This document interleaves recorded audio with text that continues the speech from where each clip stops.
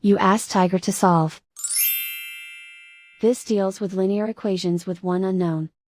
The final result is n equals 5. Let's solve it step by step. Group all constants on the right side of the equation. Subtract 4 from both sides. Simplify the arithmetic.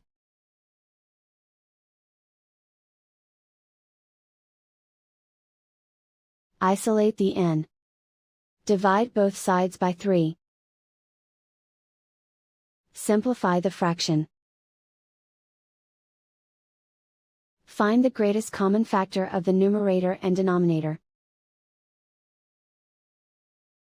Factor out and cancel the greatest common factor. And so the final result is n equals 5.